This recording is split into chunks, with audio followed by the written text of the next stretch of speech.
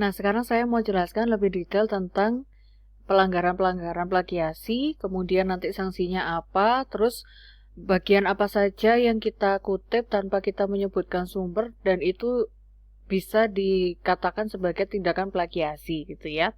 Pertama-tama ini nih, objek plagiasi itu ya. Jadi kita itu dikatakan melakukan plagiasi itu jika kita mengambil secara sengaja ataupun tidak sengaja ide, konsep, kata-kata, kalimat, data, atau benda karya lainnya dari orang lain yang bukan merupakan milik kita, kemudian kita tidak menyebutkan sumbernya. Itu objek plagiasi. Nah, apa sanksinya? Nah, ini dia.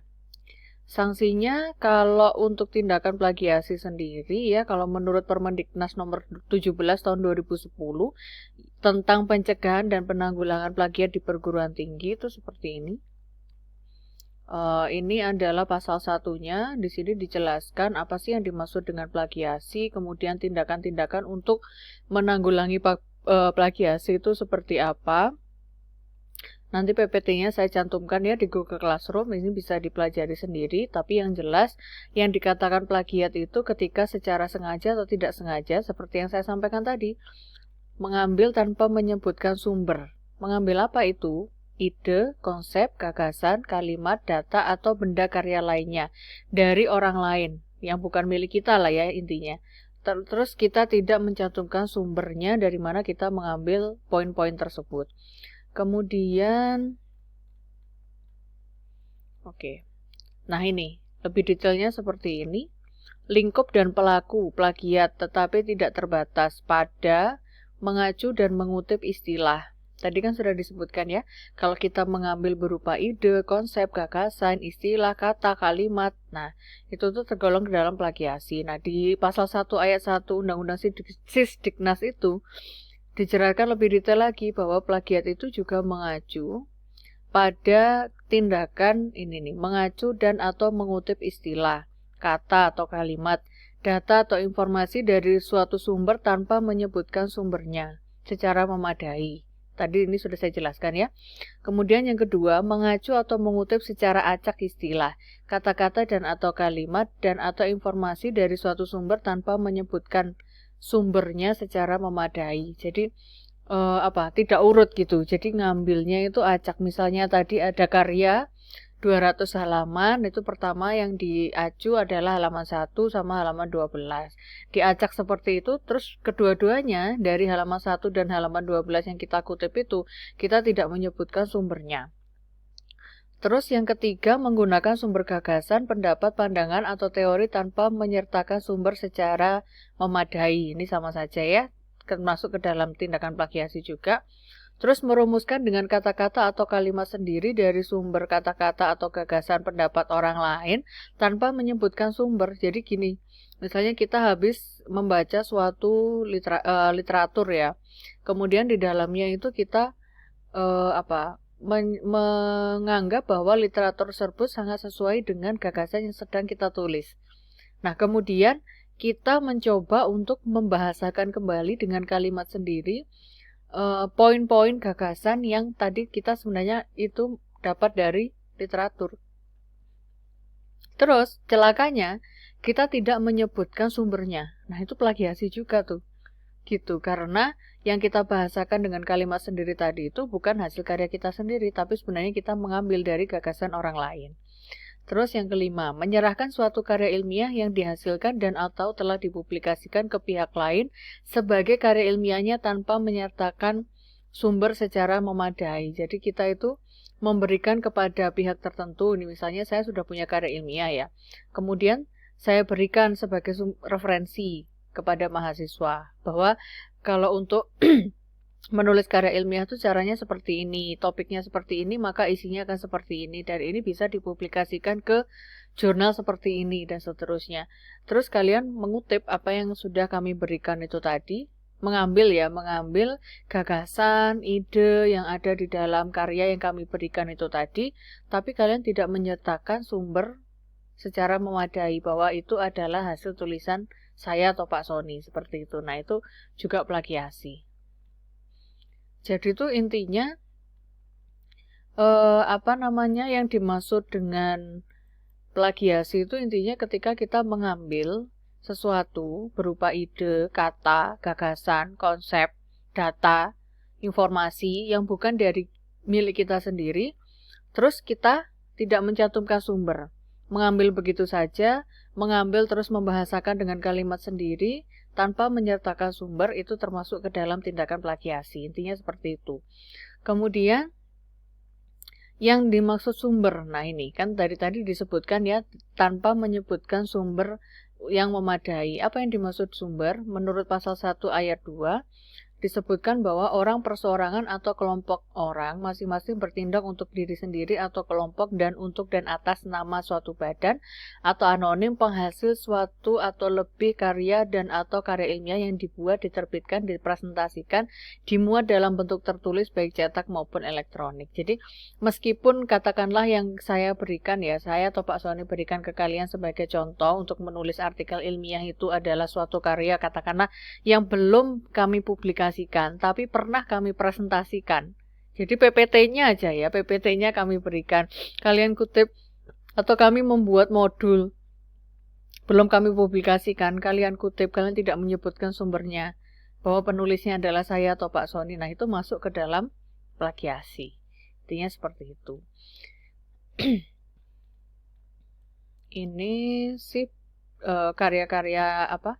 Yang selain tulisan ya, tadi kan ada disebutkan bahwa yang termasuk plagiasi itu ketika kita mengambil tulisan, ide, data, informasi, konsep gitu kan, dan bentuk yang lain gitu kan. Nah ini di pasal 3 ini disebutkannya dimaksud dengan bentuk lain itu apa? Misalnya komposisi musik, perangkat lunak komputer, fotografi, lukisan. Makanya kita kalau mengambil gambar ya, kalau gambar itu bukan karya kita, tabel, gambar, tabel, grafik, kalau kita itu ambilnya dari suatu sumber literatur, bukan karya kita sendiri, di bawahnya itu wajib disertakan sumbernya ya.